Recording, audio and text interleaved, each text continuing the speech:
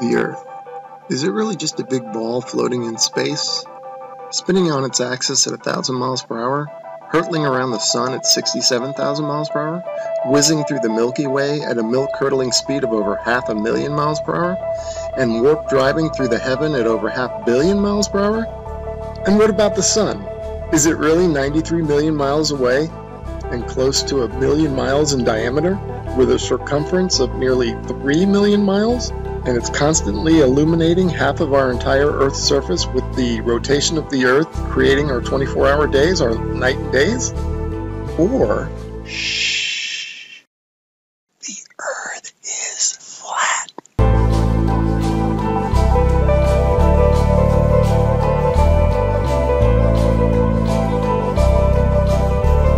And maybe it's completely still, just like we experience.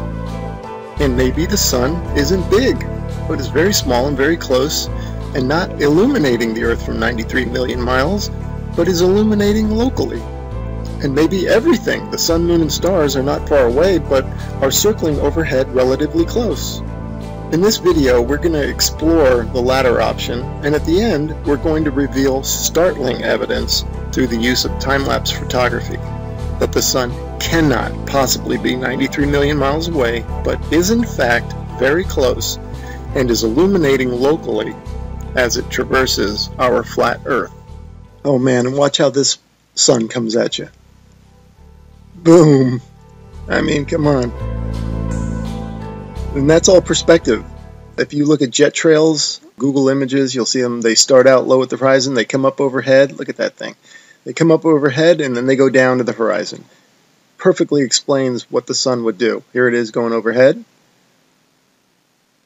I love time lapse. And look at this. You can't go out and look at the sun. You can't see this stuff, except that it's on, time lapse like this. It's incredible. Now watch this thing. It's sweeping. The sun over flat Earth is doing a big circle, right?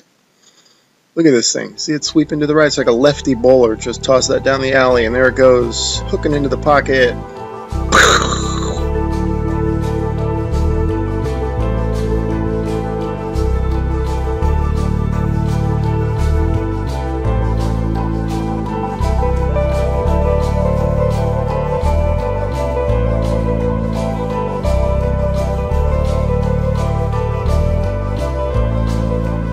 You can see how the clouds angle down to the horizon. I shot it there. That's exactly how the sun would do on flat Earth. Okay, back to the Copernican principle, and this is what they tell us. The sun is 93 million miles away. Now, I'm going to show you evidence through sunsets that shows the sun light following the sun over the horizon, and it shrinks as it goes over. Now, there's no way it would do that if the sun is 93 million miles away. Okay, first I'm going to show you some footage from the ISS.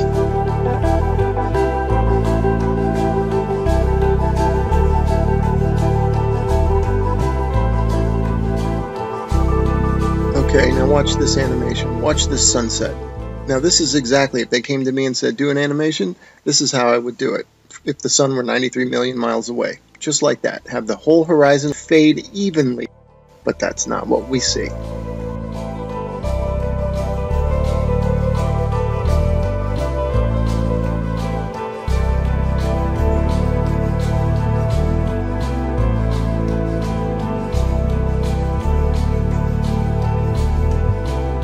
Okay, wow, look at that. Look how the light lifts off the ground like a big wedge, or like lifting up a sheet of paper. That's incredible footage. Definitely the light's following the sun, right? Okay, next I'm going to show you how a sun that is circling over the Earth, that creates the horizontal aspect of the sun. If you combine that with perspective, which creates the up and down of the sun, the rising and the setting, you get the 23.5 degree tilt that they talk about. It's nothing but perspective and the circling sun.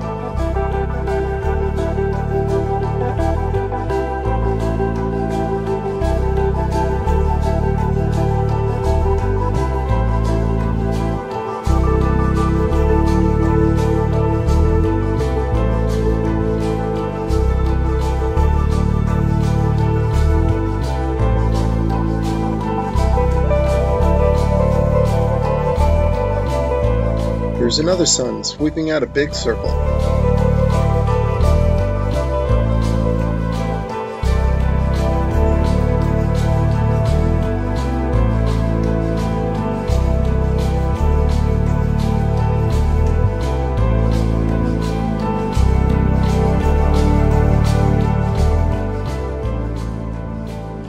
Okay, here's a phenomenon that you might be wondering, how in the heck do you explain this on a flat Earth?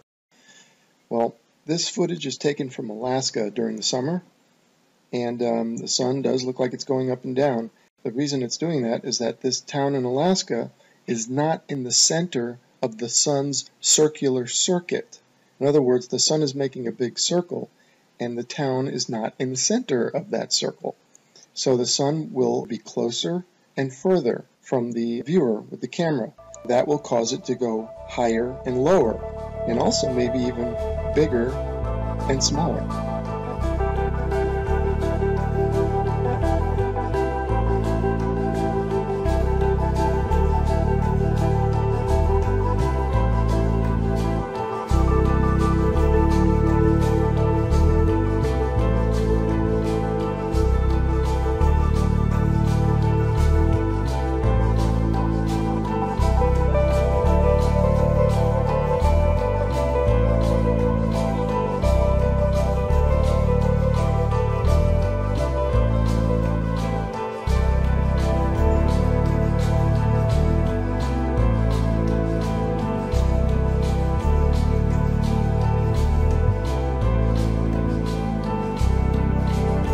Look at the high altitude airplane. Remember, this is from a high altitude balloon. So that airplane is probably at cruising altitude.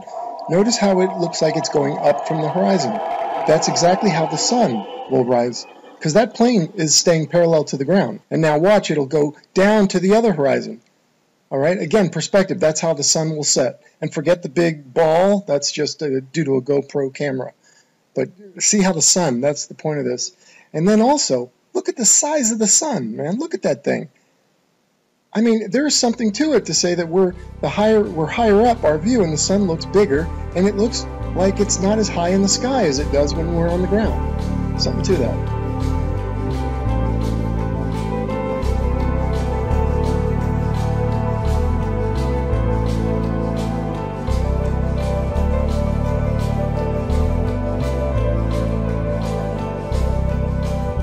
Let's explore this notion a bit further, that the sun looks bigger when filmed from higher up. The next 3 slides, I'm going to do a comparison, a side by side. The one on the left, the camera is above the clouds. The camera on the right is ground level.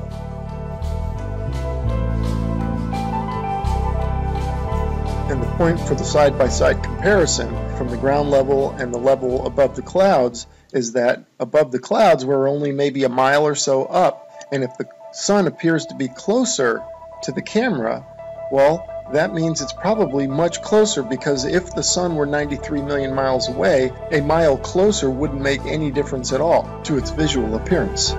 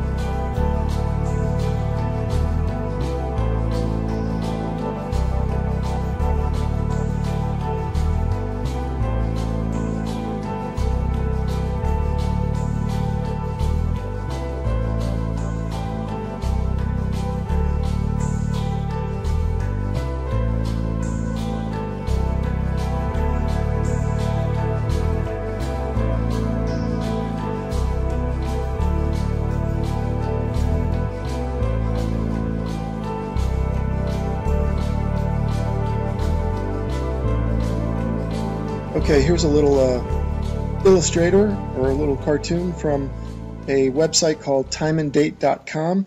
It's really funny that they would have a perfect illustration of a sun rising and setting on a flat earth due to perspective. You'll notice that it rises from below the horizon and sets below the horizon. Now you might be saying, well, how's that possible? I can see now you're saying that it rises and lowers due to perspective, but how does it disappear below the horizon? Well, I got a theory about that. Because of the fact that all parallel lines and planes converge at your eye level horizon, this is according to the perspective, I'm not making this up. If in fact, and they do, they converge at your eye level horizon visually, then it makes sense that after that point they diverge, meaning they then separate, so the sun would continue on a downward track. As you can see from my illustration here, the lines would go to your horizon and then afterwards they would spread out and separate, kind of like a starburst, and the starburst being at your horizon, at your focal point.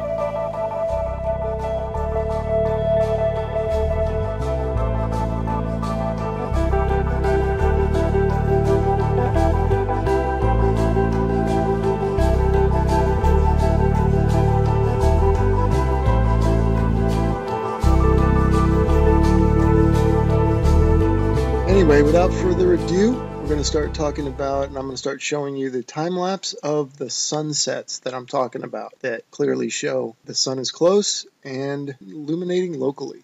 Here we go.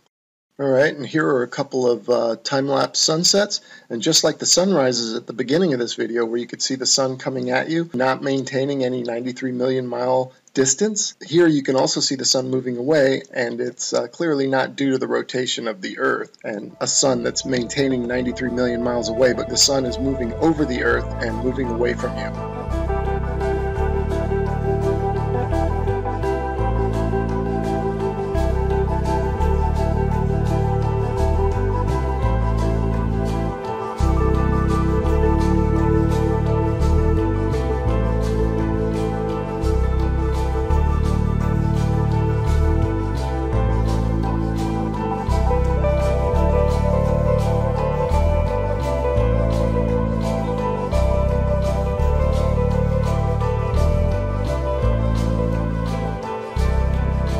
Okay, these next three slides, the sun is almost set already behind the horizon, but watch as the sunlight shrinks and follows the sun. It's definitely a locally illuminating sun, not far away, not very big, and definitely not 93 million miles away.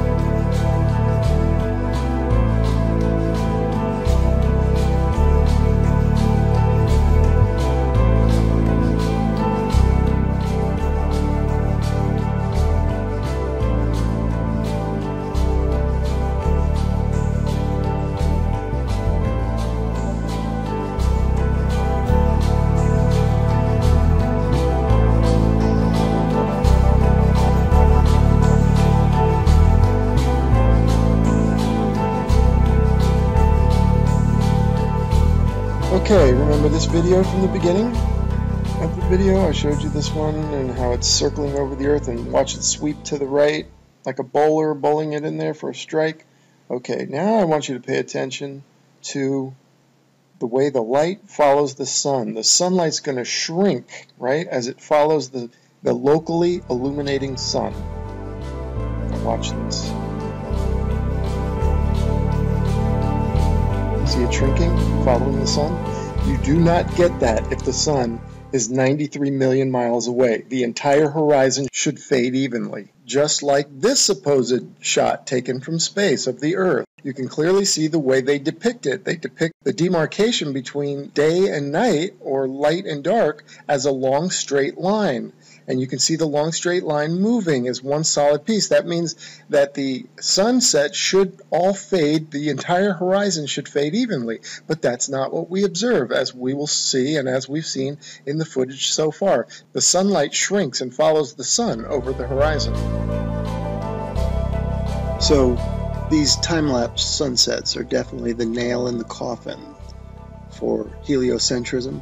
But this particular one here, shot from above the clouds from this observatory, is the final nail in the coffin. Look at how the sun just shrinks and the light shrinks to nothing. That cannot happen, as I showed you in the when the sun illuminates the entire Earth, which it does from 93 million miles away. It has to. You don't get this isolated look at the sunlight trailing the sun. That's only possible with a small sun, close, not very high, illuminating locally. I mean, if this isn't proof to you, then you gotta take the blinders off.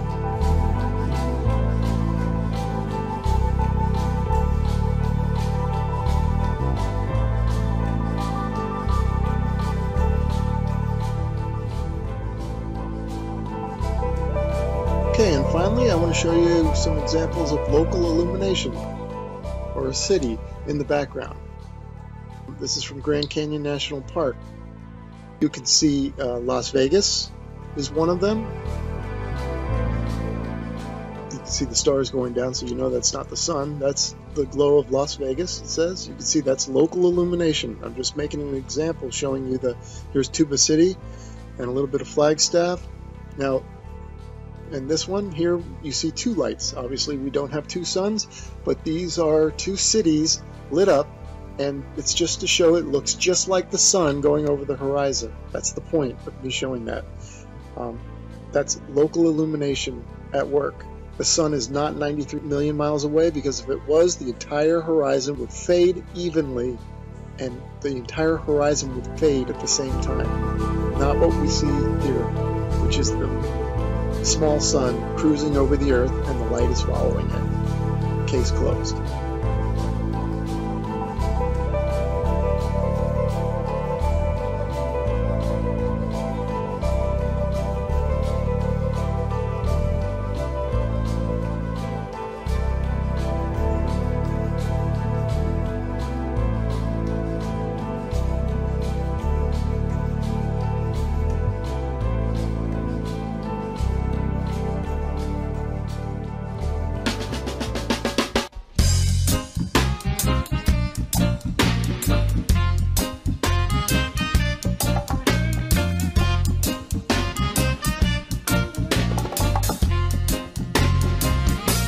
The earth is flat.